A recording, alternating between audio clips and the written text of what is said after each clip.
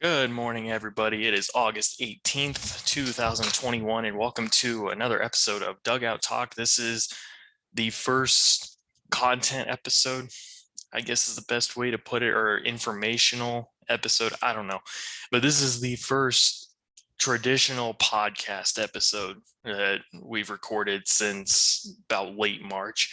As you can see, it is just me today. Cameron has been busy with some other stuff. He hasn't really quite been able to do a whole lot with this channel since we made that announcement video, but just know that he will be back when the time is right. He just got some school and work stuff to go through right now. But today we're going to go into commissioner for a day. Now I saw this thing the other day. I can't remember. It was like some kind of article on CBS or something like that about the question was raised, if you were commissioner of baseball for a day, what would you do? And I thought, hey, this would be a great video to do for Dugout Talk. So sorry about that. So I'm going to give you guys the things that I would do if I was commissioner for a day. And as you all know, if you've watched our videos, I have a lot of strong opinions, just kind of about where the game is going and the way that the current commissioner has done things with the game. And so I thought this would be great for me anyway, because I have a lot of thoughts and I have a lot of ideas as to what I would do. If you are, you don't, agree or disagree with me, I don't care.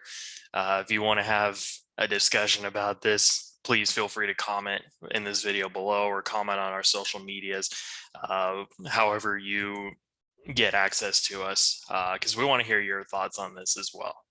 There's obviously a lot that anyone could do if they were in charge of the game for a day. And I always think it's unique to have those ideas shared, because sometimes you learn things from people or you hear things from people that you would never think about. Whether you think it's a good idea or it's a bad idea, it doesn't matter. All thoughts and opinions are welcome. So please feel free to comment below. Comment in our YouTube channel or on our social media pages. Let us know what you think.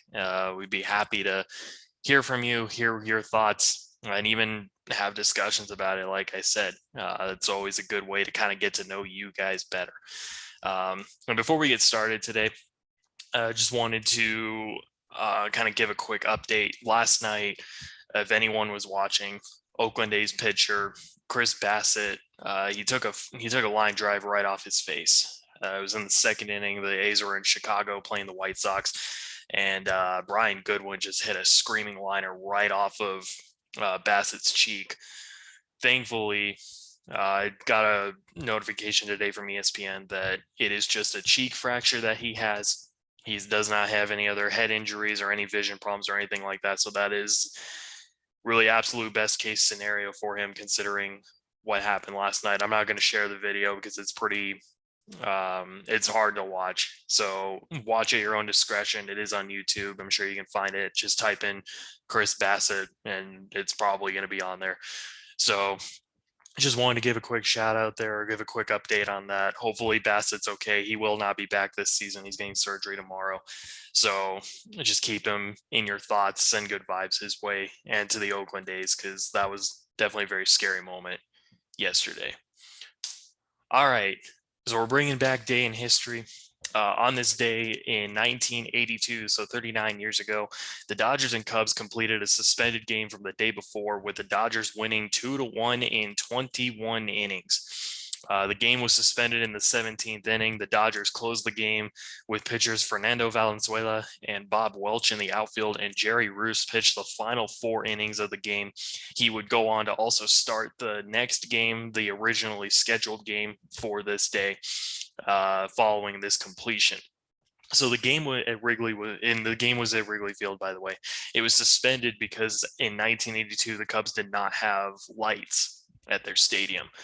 In fact, lights weren't put into Wrigley Field until 1988. So the Cubs always played day games, and even now they still play a lot of day games. It's not uncommon to see them play day games today, even with the light fixtures that they have. But before 1988, they couldn't play any night games. So if a game went 17 innings, there was a really good chance that the game would have to be called off because there were no lights. Very similar to how it was back in the early days of baseball when stadiums didn't get lights. Games were routinely called because there wasn't enough light on the field to see anything. So I thought this was just a really cool kind of day in history. And even the note with Jerry Roos, how he pitched the final 4 innings and then went on to start the next game, you wouldn't see that today. It just goes to show how different pitching was back in as early as the 80s, 40 years ago. All right, so commissioner for a day. These are kind of the topics that I'll be covering. I'll be succinct and efficient with them, but I'll also give my I'll give good details on them as well. First one we'll cover is expansion, realignment, et cetera, the AllStar Game, replay center for TV broadcasts, suspensions, as well as umpire accountability, the trade deadline, the MLB draft, tanking, alternate site games, as far as universal DH or all pitchers hitting goes, and then how the challenge system would work as far as instant replay. All right, so for the first one, expansion, realignment, and postseason. So currently there are 30 teams in the league. There are 6 divisions across both leagues. You got the East, Central, and West divisions in the American League and the National League. My first thing as commissioner is I would expand the league to 32 teams. This has been talked about for years. Commissioner Manfred is not going to do anything as far as expansion goes until the Oakland A's and the Tampa Bay Rays get their stadium situations figured out, even if it means that both teams have to relocate, which has been talked about. Both teams have just had a really hard time getting stadiums. The Rays play in a convention center basically, and the Athletics play at the old Coliseum where the Raiders have played where the Raiders played until they moved to Las Vegas recently. But my goal as a commissioner would be to keep the Rays and Athletics in their new stadiums and just go ahead and expand the league anyway. I think it is time for baseball to add 2 new teams. I think it's been time for a little bit. We haven't had an expansion since 1998. So it's been almost 25 years. I think it is due. There are a lot of hopeful cities out there that really want to get baseball back or bring baseball in. Montreal, for example, I know they'd love to have the Expos back. Portland, Oregon, Nashville, Tennessee, even Las Vegas. The A's have talked about relocating to Las Vegas. So there are cities that are very hopeful for getting a team. And I think, why not? They reward them for that. Whoever has the best plans for a new team, new best stadium plans, etc. I would realign the league to be 4 divisions across the American and the National League. I'd keep the league names the same, and then there would be 4 teams in each division. I do have the names here, but I changed them actually because as I was doing kind of like my alignments for what the divisions would look like, I decided to change the names up. So these are not what I would name the divisions by any means. As far as postseason goes, though, I put some possibilities down because I think you could do a lot with 32 teams in the league. I know the NFL has 32 teams and they do 7 teams in each division, or not division, each conference. Or in the playoffs now. For a long time it was 6, now it's 7. Basically the way they do it is the best team in each conference gets the first round bye. The other 6 teams will have to play each other in a one game playoff.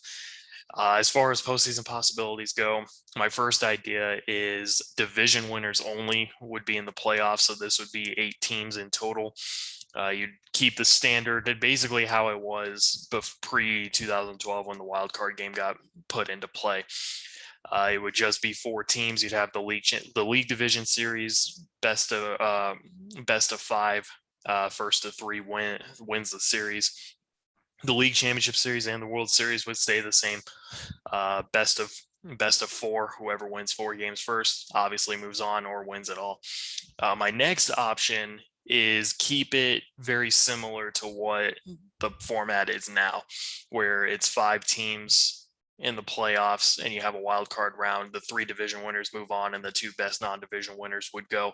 In this case, though, it would be the division winners with the best non-division winning team in the wild card game. So you'd have 10 teams total. The way that this would be structured, though, is you would have a wild card series instead of just a 1-game playoff. You would have the 5 seed, which would be the non-division winner, play the 4 seed, who would be the best or the worst division winning team. Those 2 teams would play each other at the division winning team's site. They play a best of 3 series. So whoever wins 2 games first would move on. Then you have the league division series kept the same, the league championship series kept the same, and the World Series kept the same. And then my last possibility is division winners with the 2 best non-division winning teams, so 12 teams total. This would include a wild card series of 2 to 3 games where the 3 seed and the 4 seed would be in the wild card game versus the 6 and 5 seeds. So the 2 best division winning teams would get a bye, so say, and then the division series, the championship series, and the World Series would all stay the same. And the reason I came up with these possibilities is I think one thing, having just division winners in the postseason would make the playoff format a lot easier, but it is fewer games throughout the postseason. And also, I think having just division winners, there'd be a lot of room for really long playoff droughts. And I think in a way, designing the wild card round was a way to keep teams from having these 10 plus year long droughts in the postseason. As we all know, the Mariners currently hold the longest playoff drought in all of professional sports. They have been 21 years at this point without a postseason appearance. And while they're playing good baseball right now, it's going to be really hard to end that drought unless they just go on a tear in the final 6 weeks of the season. Which, by the way, it's hard to believe that we're already 6 weeks away from October baseball. That's crazy. That's crazy to me.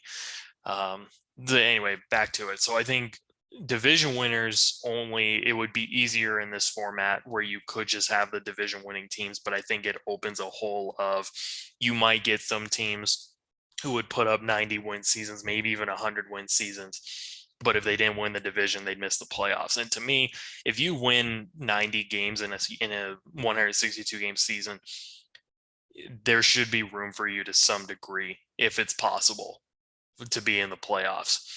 That's why with the division winners, the last 2 options here, I think would be a little more appealing to the rest of the league, because it's still less than half of the league getting into the playoffs, but it gives teams that haven't been there in a while a chance to still make it if they're not necessarily good enough to win the division, but they are good enough to be in the playoffs,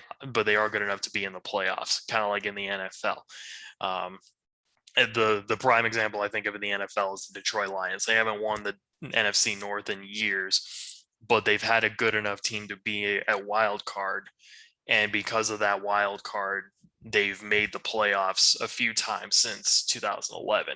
And I think the same can be said here with some of the wild card teams, because you got teams in the NL West where the Dodgers have owned the NL West for the last 9 years.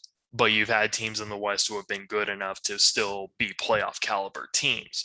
So having a wild card or 2 wild cards available in the playoffs could allow those teams to still compete for a playoff spot. The only problem I have is I don't really like the buys being in there, but I also think that 8 teams in each league is too much for the playoffs. So as much as I would rather not have a first round bye in baseball, I think this would still be the best way to do it, is either have 10 teams or 12 teams in the playoffs. But these are just possibilities. I didn't really know which one to go with. I'm open to all 3 of these.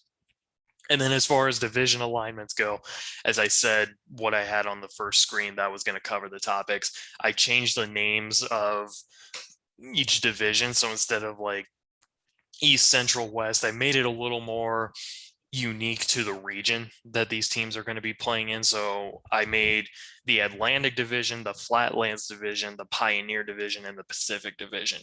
The Pioneer and the Flatlands is kind of geographical. The Pioneer is more historical to me, just because the region that the teams in the Pioneer League or Pioneer Division would play in. Pioneer settlers were very popular in that region of the country, which is like the central United States. But as far as the AL Atlantic goes, keep it Yankees, Red Sox, Orioles, Rays. The NL Atlantic would be the Mets, Braves, Marlins, Nationals. You can still get historical interleague matchups, but also keep historical teams like the Red Sox and Yankees, which is arguably the best rivalry in sports. Keep them in the same division so that they can continue to play each other. And then the Yankees and Mets would be guaranteed to play each other every year, like they have done since interleague play became a thing. AL Flatlands, is a little more spread out of a division. It was kind of hard to place teams in the same region, I guess, together. So I have the Toronto Blue Jays, the Rangers, the newly Cleveland Guardians, who are going to be instead of the Cleveland Indians, they're going to be the Guardians next season. And then the Pittsburgh Pirates. And then for the NL side, you got the Reds, the Phillies, the Stars, and the Astros. Now I put asterisks next to Stars and Mavericks because those would be the new teams coming in. The Stars would reside in Nashville. The Mavericks would reside in Portland. Nashville already has plans for a Major League Baseball team, and the Stars seem to be the name that they're going with. As for the Mavericks, they were an independent league team in Portland. They basically birthed the independent leagues back in the 70s under the ownership of Bing Russell. Bringing the Mavericks or bringing baseball to Portland, I think the Mavericks should be the team name. It's kind of a little tribute to some baseball history there. So that was why I went with that name. And then obviously with the Flatlands, you could have the Pirates and Phillies, a Pennsylvania matchup. Interleague wise, Rangers and Astros, you'd bring that interleague matchup back. Reds and Guardians, the Ohio battle, so say. And I guess the Stars and Blue Jays would kind of be the weird interleague matchup, but again, that's just decided what I went with, and that's also a pretty flat region of the country. So that's why I went with it. For the Pioneer League, White Sox, Twins, Tigers, Royals, and the American League side. National League side, we see the Cubs, Brewers, Rockies, and Cardinals. You'd keep some iconic interleague matchups there as well as probably the second best rivalry in baseball with the Cubs and Cardinals playing in the same division still. And then in the AL Pacific, Angels, Athletics, Mariners, Mavericks, and the NL Pacific, the Diamondbacks, the Dodgers, the Giants, and the Padres. So this is kind of what I see. This is what I would align the divisions to be. As far as the division names go, Flatlands and Pioneer probably could get different names, but I think Atlantic and Pacific would be a nice solid stick. It's just because this region where the Flatlands and the Pioneer would be is just so spread out and kind of condensed at the same time. You could really throw these teams anywhere in that division.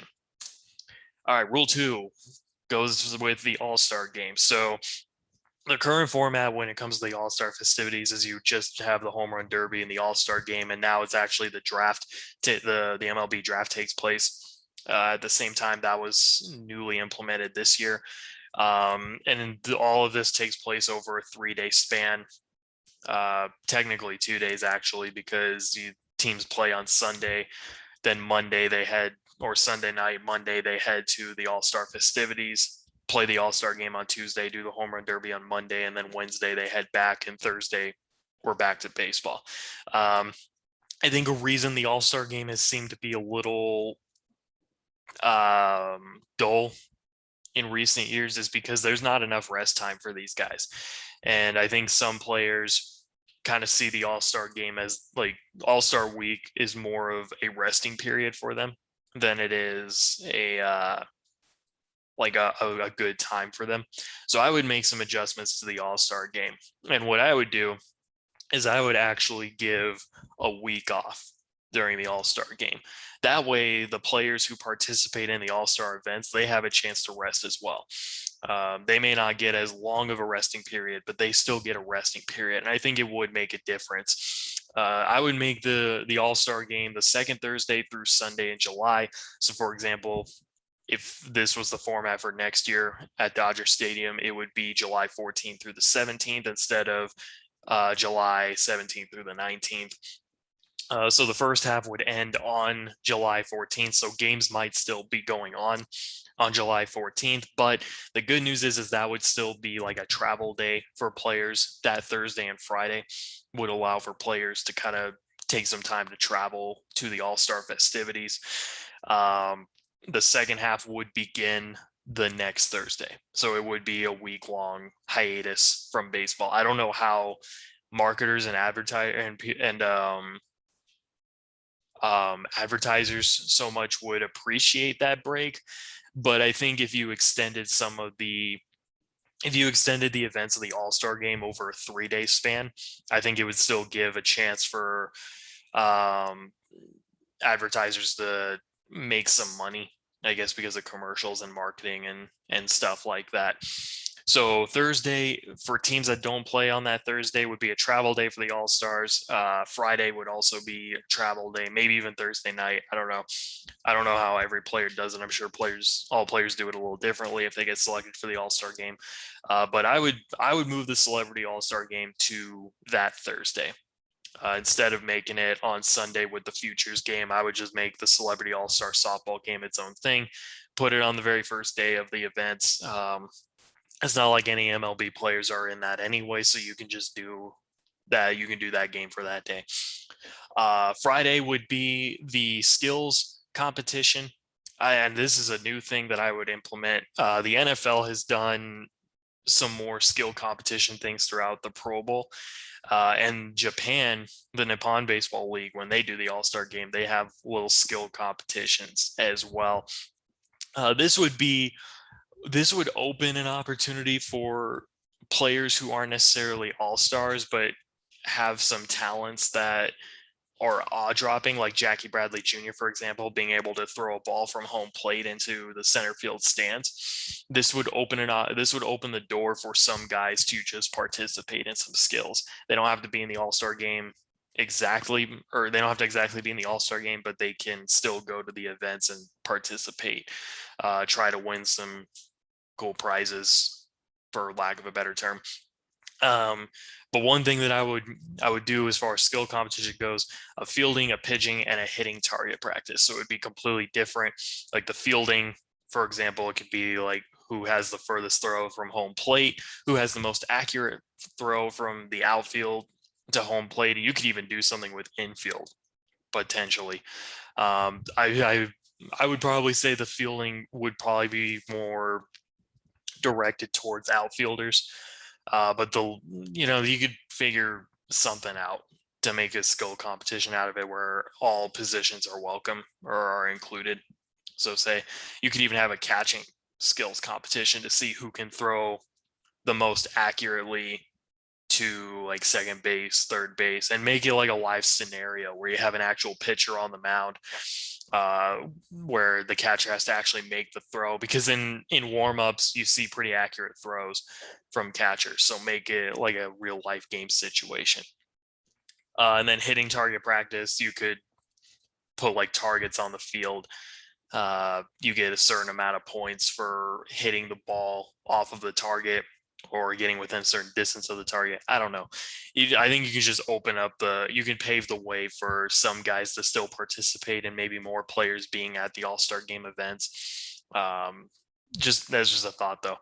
One skill that could be cool to see as far as this golf drive contest, because who doesn't want to see players drive a golf ball out of the ballpark? It's easier to do that than hit a ball out of the ballpark. 10 swings, you could have one rep from each team, or whoever wants to participate in it. And then a little fun thing that you could involve maybe kids with, like as a play ball event, mascot wiffle ball derby. Just set up a wiffle ball derby field in the infield of the host stadium, and just let the mascots and kids run wild. And then as far as the home run derby goes, I would change the home run derby format because I think they have a good idea as far as having the home run derby be timed now, but they've made small adjustments every year to it since they started doing that in 2015. I would still keep it at 8 competitors, but I would make I would make each round 4 minutes long. And bonus time would be granted if the hitter reaches a certain milestone. So if they hit, my example is if they hit 25 home runs in the first round, they would get bonus time. And they could change that up, obviously. I think in 4 minutes, it's easier to hit 25 home runs than it is to do it in 3 minutes. Although we did see that with Pete Alonso and Salvador Perez in the first round this year, they each hit over 25 homers. But in 4 minutes, I think it'd be easier to do that. You could get like 30 seconds bonus time. If you get 25, you could get a minute bonus time if you hit 30 or something like that. And then Sunday, AllStar Game and the events. The Futures Game was something I forgot to put in here. I think the Futures Game could probably be played on Saturday before the Home Run Derby. So have the Futures Game take place during the day, and then Saturday prime time have the Home Run Derby happen. Now for Rule 3, this is a little more unique. I don't know if this is necessarily a rule, but I think this would be more directed towards fans who are watching the game on TV. Rule analysts for national TV games, not so much for local because there's just so many games during the year. I think it would be near impossible to have a rules analyst for every locally televised game. But for the nationally televised games, they happen multiple times throughout the week, and it's usually only 1 to 3 games a day that for this. So I think it would be a lot easier to do this. But like the NFL, they have a rules analyst, Mike Pereira. He's actually pictured down center in this slide. Mike Pereira is the rules analyst for Fox, and he will usually they keep him on televised broadcasts to explain rulings and challenges and stuff like that. I think that would be a good thing for baseball just because we don't hear from the umpires on the field what's actually going on in replay. We don't hear like if when the ruling is made, we don't hear if it's like a call stands or if there's calls confirmed or calls overturned. We just see hand signals, and the call stands and call is confirmed, and then you never usually really know which one is which in that case. So I think umpires in instant replay, because they cycle out, there's always 2 umpiring crews in the replay center each week. Umpires in instant replay will be selected to provide rules analysis for nationally televised games each week, whether the game's on Fox, ESPN, YouTube, MLB Network, TBS, and then all postseason games. And then I think umpires should wear mics to explain the replay rulings. They were going to implement that last year before COVID happened. There was an umpire who said they actually went to Tropicana Field in Tampa to practice this, but because COVID happened, they scrapped that idea. I think that is going to be something that gets brought into the game probably by next year. I don't know, but I think this should be something that takes place because it would bring fans more into the game. It would help bring more of an understanding to rulings, how a decision might have been decided upon. And if you have a replay umpire who's actually there listening to the conversations that are taking place inside the replay booth, I think it would give fans a better understanding of why the ruling was decided upon. So that's just my thought with that. It's not necessarily a rule, but it's something that I would bring into the game for fans who are watching the game on TV. Now, here is one that I think needs to be touched on: suspensions for ejections, but this also ties into umpire accountability. So I think, honestly, an umpire never wants to eject a player, but sometimes the player does it to himself. But there are times when it is that the player probably didn't deserve to be ejected. But this is kind of what I think should take place to limit and maybe even diminish the amount of ejections that actually take place, because you can see anywhere from 150 to 200 ejections in a season, which that's kind of a lot for 162 game plus postseasons. So What I would do in this case is if a player is ejected from a competition one time in a season, the first offense, $25,000 fine, unless if, there was some worse things that took place. Like if the player touched the umpire, made contact with the umpire, then obviously you got to do a little more than that. But if it's just a normal standard ejection, $25,000 fine, uh, that's it. Now, if that player gets ejected a second time in a season, it would be an automatic 1 game suspension and a fine. And then the side note is if the player gets ejected again, for every time they get ejected during the season, the amount of games they get suspended will go up. So if a player gets ejected 3 times in a year, it'd be 2 games, et cetera, et cetera. I think this would actually prevent players from getting thrown out of games. And just to name a few, like Bryce Harper, Joey Votto, um, some retired guys like Matt Kemp, they would be discouraged from getting thrown out of games because they get thrown out so often that at some point there needs to be a fine line of you can't keep getting thrown out of games. Because if a player gets thrown out of a game, that hurts their team. And so they shouldn't be trying to get thrown out of games. But you get guys like Bryce Harper and Joey Votto who are rather vocal and aren't afraid to voice their displeasure. It would in a way set them to where they need to think about what they say before they do it.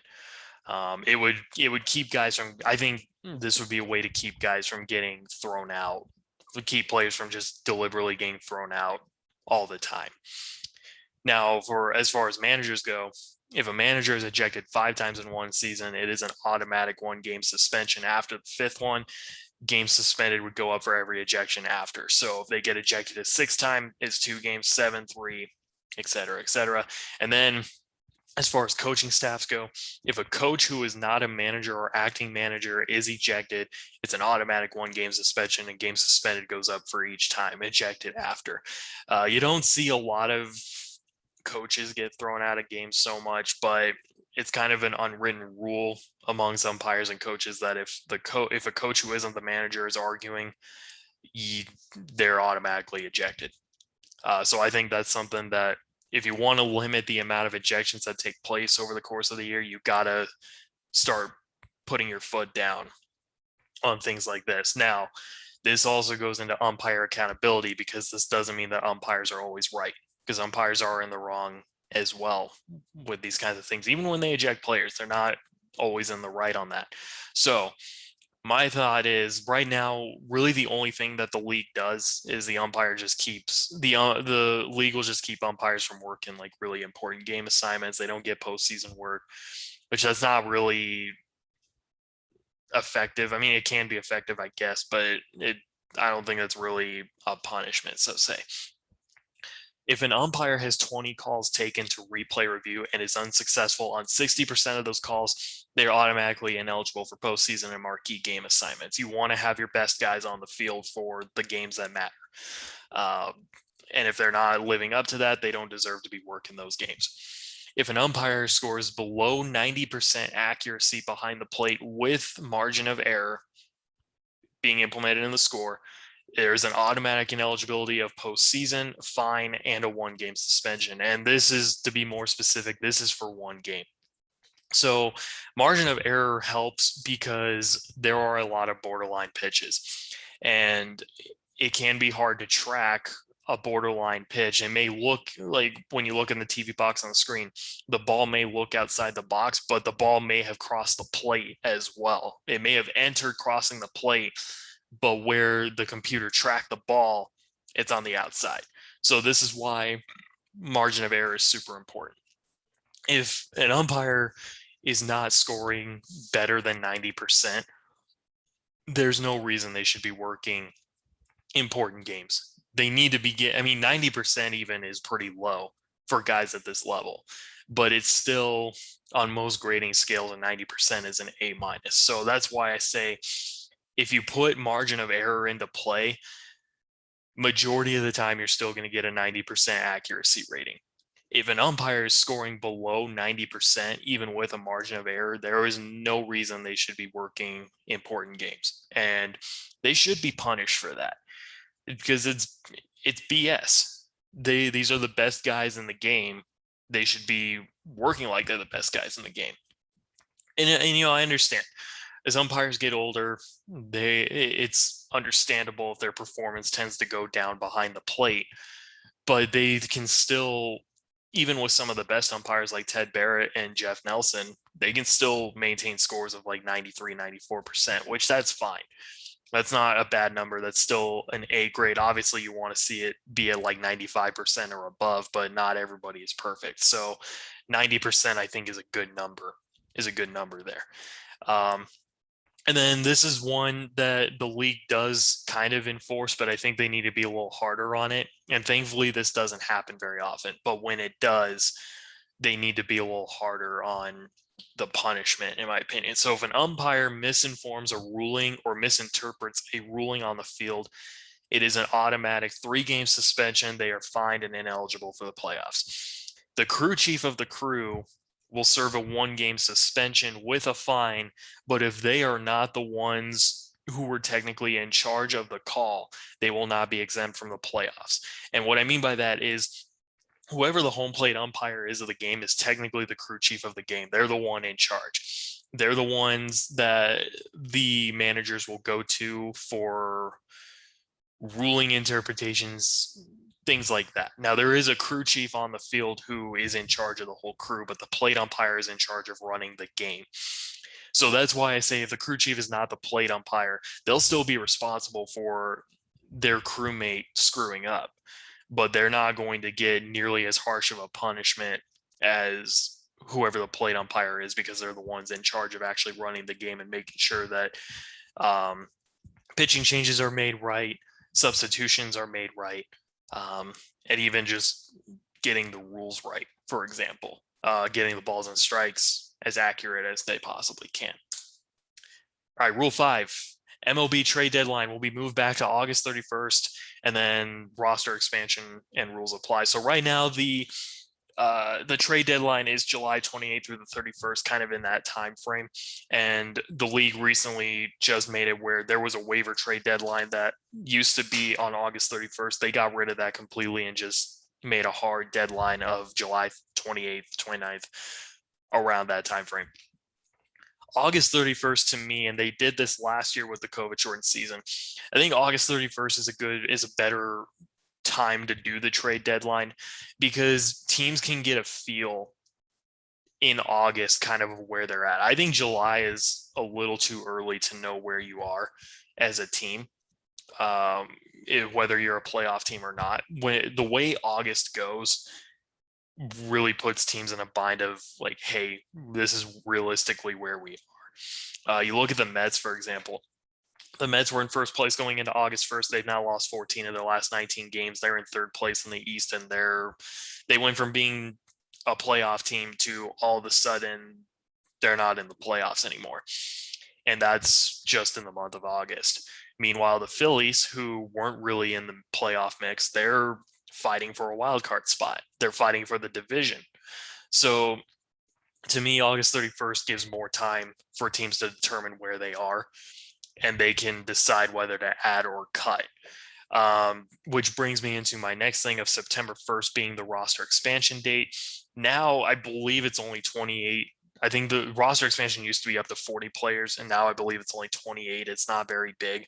I think they need to expand the rosters again. I would say rosters can be expanded up to 35 players, allow for some of those career minor league guys to get a shot to play some games, because when you have more of a cushion to expand your roster size, you can bring in some players who may not have a future on your team in MLB, but they are good enough that they shouldn't be rotting in the minor leagues. So let them play the final month of the season in the majors and kind of show themselves. Let them show what they're capable of doing. And then with that said, anyone on the roster after September 1st can be on the playoff roster. So by that, I mean whoever on September 1st, whoever is on the roster, that's it. They are eligible to be on the playoff roster. Anyone who is added after that for whatever reason is not eligible. This does include injured reserve players. If you have a player on the injured reserve who is scheduled to come back in September, they're technically on the roster. they are okay to be on the team if the team makes the postseason. And also, I think this just makes for more exciting September baseball, because when you have teams that are going all out towards the final days of August trying to improve their club, you'll see a lot better matchups. I think you'll know which teams really legitimately feel like they are in it. So I think September will just become more exciting in that way. As far as roster rules go, I'd make it to where instead of being a 26-man roster as it currently is now, it would be a 28-man roster, but you'd have 3 inactive players per game. And you can decide who those 3 inactive players are. You can make it like the starting pitcher from the day before. You can make it all pitchers. You can make it all hitters, whatever you want. That's up to the manager. The manager can do whatever he wants there. The thing with the 3 inactive players, though, is they are not eligible to come into the game during 9-inning regulation. The only way they would be allowed to come in for 9-inning regulation is if the bench has run thin due to injuries, or there is a trade in progress that is forcing a manager to take a player out of the game. It cannot be because of double switches or manager decisions. So basically, if the manager has control of the decision, you cannot activate one of your inactive players to fill a roster spot. The only way they can do that is if the manager's hand is forced, where there is an injury that could make their bench run thin. And even then, I think there could be some rules around not allowing that unless if it is a dire need where the bench is already thin to begin with. But this gives teams a cushion where if the game goes extra innings, they don't have to throw a pitcher into a position they're not familiar with. They can just activate if they have a fielder that's on that inactive roster for that game. If the game goes into extras, they can bring that player in if they want to. Not necessarily they don't have to, but they just know now that the game is in extras, they have 3 more players they can go to if necessary. As for Rule 6, the MLB Draft would be held in January instead of July as it is right now. It currently takes place during the All-Star Week in the AllStar Game City. January, to me, is probably the deadest.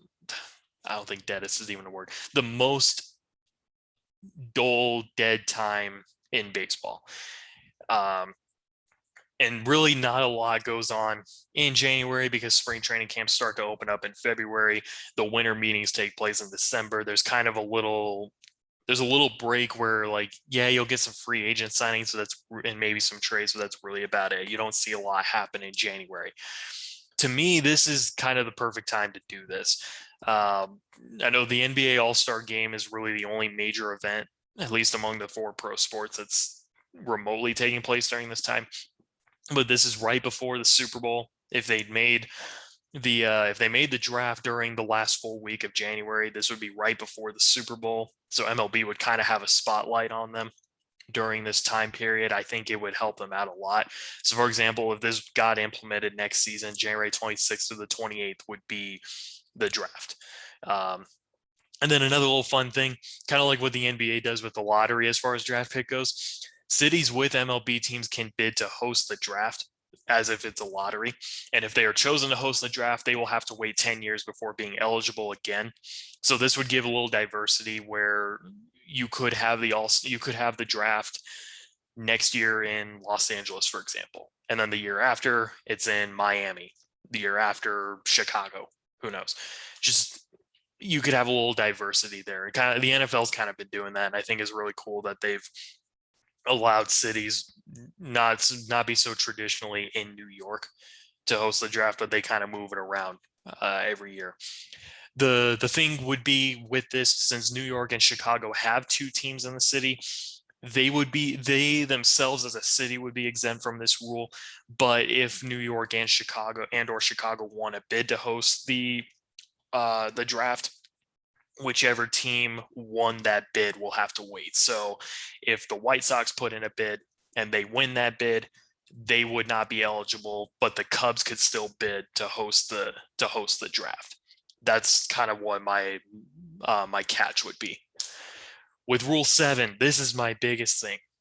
And I think this is something that needs to be looked at a lot harder. punishing tanking and rewarding the best teams to miss the postseason. We've seen it where the Houston Astros, they're a great team now, but for 3 years, for really no reason, they just put the worst product on the field that they could. They lost 100 games for 3 years straight before finally, since 2015, have had a winning record every year minus last season. And they're on their way to another winning record this year.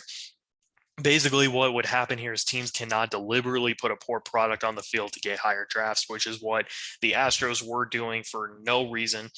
The Orioles have been doing that, but I think Baltimore got forced a little more into doing that.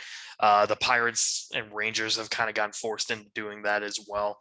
But I wouldn't say that they just decided one day that, oh, we're gonna tank like the Astros did. Their hand got forced more where they have to rebuild. So here's the thing with that. Obviously, some teams do get forced into a situation where they just have to restart, and they're not going to have the greatest product on the field for a few years. So with that said, if a team loses more than 90 games for 3 consecutive years, after year 3, they will not be granted a draft pick within the first 15 picks of round 1. So they can get a 2-year window where they might get 90 losses. After that, though, they would almost be treated as if they were a team that won like 80 games, maybe was like around the 500 mark, and they'd get a middle draft pick. To even go further into that, if a team loses 90 games for 4 seasons in a row or more, they will lose their first round draft pick and be fined an undisclosed amount. And I think this would really dissuade teams from going into tanking, knowing that there are penalties for this, that they have to, even so much so as they would have to dip into any money that they have to try and put some good players on the field. I think this is something that needs to be addressed because you get a team like the Orioles. Now, granted, the Orioles have at least improved, even though they won 47 games in 2018. They won 54 in 2019. And this year, they're probably on pace to win about 56. Last year, though, the Orioles got 4th in the division. So I still say that they're at least improving. But if this were to start this year, if Baltimore lost 100 games again, and the reason I say is that it probably starts this year. If the Orioles lose 100 games, it's not a big deal. They'd still get a high draft pick because last season was cut short, and they were only 10 games under 500 last year. So they really did have a bigger improvement, I think. So that's why I say, like, with 90 games, if a team loses 90 games 4 seasons in a row, you're not going to be given higher draft pick compensation, or you're not going to be given higher draft picks just because you've been a bad team for 4 years. Like, at some point it looks into you're not really trying to put a winning product on the field and you need to make changes somewhere. To go even deeper into that, if a team loses 100 games, 2 or more seasons in a row, they will not receive a top 5 pick in round 1. If they lose 100 games 3 seasons in a row, they will lose their first round pick for the next 2 seasons and be fined an undisclosed amount, because that's not okay. Now, teams that miss the playoffs with a winning record will be given higher draft picks in round 1 in place of teams that don't improve after 3 straight 90-loss seasons. So starting now, the draft order would still be the same of worst record to best record. But starting in 2024, in the 2024 draft, this is where this rule would be implemented, where you say you have a team that wins 90 games but didn't get one of the wild card spots, they would get a pick higher. They would get to pick in the draft higher than, let's say, the Pittsburgh Pirates. If they lose 90 games for the next 3 years, they would pick after. I'll throw the Reds in there. Let's say the Reds won 90 games and missed the playoffs. The Pirates lost 90 games for a 3rd year in a row. The Reds would get a higher pick than the Pirates because they were at least closer to making the playoffs. So if a team wins 90 or more games and misses the playoffs, they'll be given the highest pick of the eligible teams without being placed above a team that is still in that 90 loss criteria. and this is basically what I said here. I guess I use the Padres as an example, but Pirates are in second season with 90 more losses. They will still get a top pick over the Padres, who won 93 games and missed the postseason. But if it happens the next year, then the Padres would get the better pick over the Pirates. And then this is Rule 8, little more fun. I think alternate site games. We just saw the Field of Dreams game get played in Dyersville, Iowa. We've seen the Williamsport Little League World Series Classic get played the last few years before last season. I think it would be fun to implement more alternate site games. I think it's kind of a good way to spread the game around. Even bring baseball to areas that don't have the luxury of being able to just go to see their favorite teams.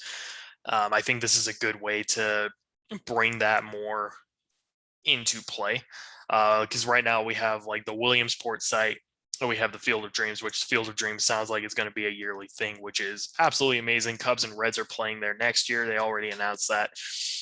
We've also seen a lot of international sites. We've seen Japan, London. They played an exhibition game in Cuba. I don't know how possible that one's going to be, but if it does become possible, it'd be great. I think it'd be fantastic to do a game in Cuba.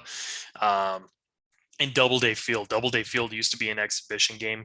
I think it'd be great if they centered Hall of Fame weekend around Doubleday Field, have like the Sunday night game take place there. And then future sites, I think Doubleday Field would be a great future site to play a game at. Dominican Republic and Puerto Rico. They did, the Twins and Indians played in Puerto Rico a few years ago. It was fantastic. I think it'd be great to have baseball spread out there a little more, especially in the Dominican Republic, because they have pretty much every team has a campsite in the Dominican Republic, and it's very prominent for baseball. Mexico City would be a great place. They play a lot of exhibition games in Mexico during spring training. The Angels and Astros played, and the Cardinals and Reds played in Mexico a few years ago, as did the Dodgers and Padres. So I think it'd be great if they brought baseball back to Mexico. Military bases. They did a game at Fort Bragg back in 2016 in North Carolina. I think military bases would be a great spot to do some games on. Maybe make it a goal that every year around 4th of July, they do a game on a military base. And this one gained a lot of traction, the Sandlot. This was also, as far as alternate sites go, this was another one that was mentioned in an article that I read about on CBS about where MLB should play some games. I think the Sandlot, if they recreated that in the LA area, that would be a fantastic game to just see played. Rule 9, one or the other. The American League has a designated hitter. The National League pitchers hit. To me, I hate this. I know a lot of people like it because it's unique and it separates both leagues, but I think it's pointless at this time. It's just not useful anymore. And I have said I am for either one. I'm either for the DH. You either make the DH universal or all pitchers hit. One or the other. Don't do both. But I think there can be some rules implemented if you decide on one or the other. So if I was going to go with a universal DH, this is what I would do with it. Because right now with the DH in the American League, if you lose your DH for the game, your pitchers have to hit essentially. So there's still a way for pitchers to hit in the American League. You just have to sacrifice your DH. With the universal DH, the DH can be removed and replaced with another DH. For example, you can have your DH move to the field, and whoever he replaces in the field can move to the DH slot.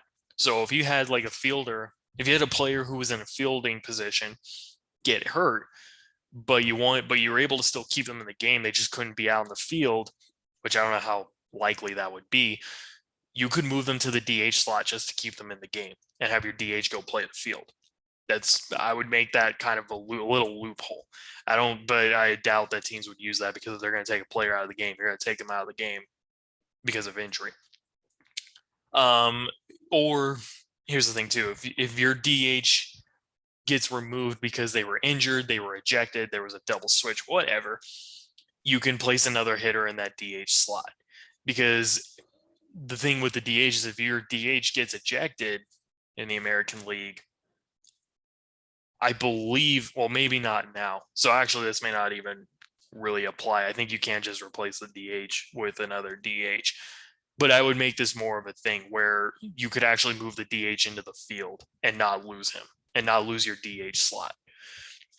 Now, as far as pitchers go, for pitchers hitting, I would make it to where you could still have a DH be possible. But the rule would be if a starting pitcher gets removed from the game, the manager has the option to place a designated hitter in the starting pitcher's spot for the remainder of the game. But here's the catch. Pitcher spot has to come up in the order at least one time before the manager can place a DH there.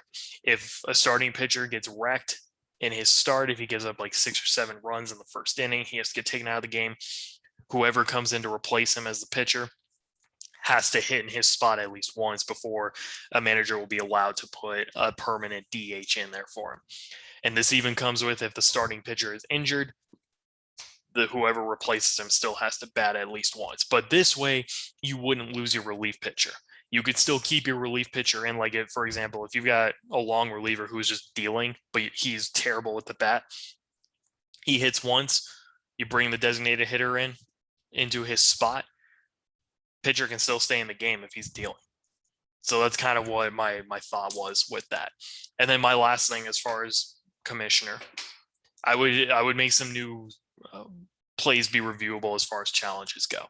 So this is a hot one that's been coming up, and I actually really agree with it, is called third strikes should be reviewed, because there have been some atrocious ones this year. I'll just be honest. After the 6th inning, though, as a separate challenge, teams can challenge up to 2 called third strikes.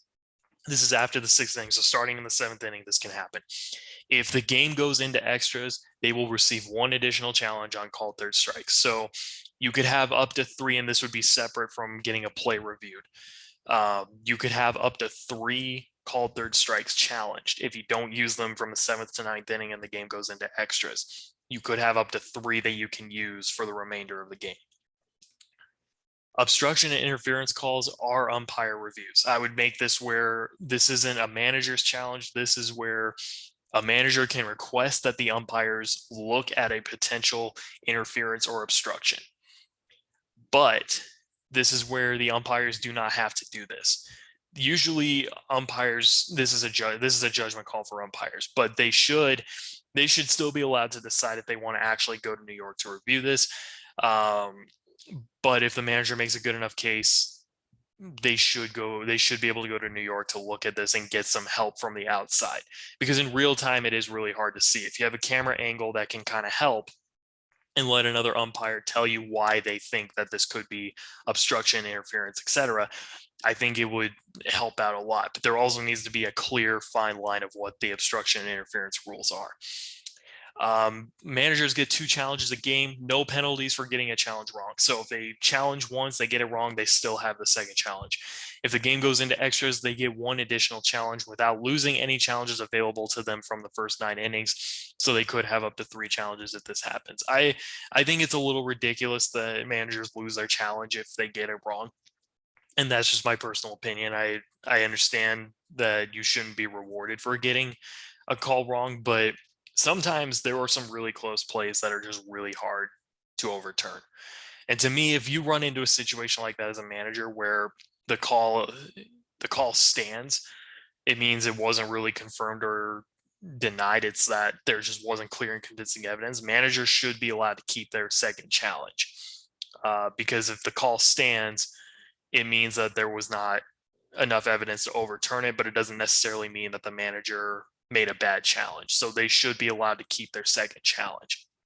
But I just think in general, you should just have 2 challenges across 9 innings anyway. Replay reviews are limited to 1 minute and 30 seconds. This would be kind of like a pace of play thing. After that time limit, call will be deemed as no clear and convincing evidence. So this is where I think you can really cut down on game times if you just make it to where you have 1 minute and 30 seconds to find if the call is correct or not. And if you can't find anything, then it's deemed as no clear and convincing evidence, call stands. And then the last thing, opposing managers can challenge the same play if they think an aspect of the call was wrong. My prime example of this is the 2015 NLDS with the Mets and the Dodgers, the Chase Utley rule, where Utley slid into Ruben Tejada, took him out, but neither guy touched the base. Now, what the Dodgers did was they challenged that Tejada did not touch the base, which they were right. But Utley didn't challenge the base either, and the second base umpire technically got the call right because Utley abandoned his position at that point. So even though Utley was safe, he abandoned his position and he would have been out. The Mets, if this rule was a thing, the Mets would have been able to challenge that Utley did not touch the bag, and they could have overturned that ruling for an out call. So this is where I think if there are multiple aspects that could be challenged, an opposing manager should be allowed to challenge something similar on the same play. And that's just me. I would make that a thing because I think there are some plays complicated enough that both teams should be allowed to challenge an aspect of the call. So that's it. That is what I would do as commissioner. You can agree or disagree. But either way, I'd still love to hear your thoughts on this. I think this is a little cool thing to hear what people would want to do with the game of baseball. And these are our social media pages. Please feel free to reach out to us on any of these platforms. We also do have a Patreon, by the way. The Patreon name is Dugout Talk. I put some posts up kind of about the channel, so feel free to check that out. But you can find us on Facebook, Instagram, Twitter, TikTok, YouTube, Patreon. We'd love to hear from you guys, so please reach out to us through any of these channels. Give us your thoughts, give us your opinions. Agree, disagree, have civil discussions. I'm more than down to discuss this with you guys if you want to actually talk about what it would take to, or what you would do as commissioner of baseball. I love hearing what people kind of have thoughts about this because it seems like a hot thing right now. With that said, thank you for tuning in to today's episode. Hope you enjoyed it. Please be sure to share this with your friends and family and anyone else that you can think of that might enjoy this podcast. We'll keep working on getting content out to you guys. Obviously, Cam and I are both really busy people, so we don't have all the time in the world to dedicate to this, but we get stuff out when we can. But again, thank you guys for tuning in, and we will see you next time.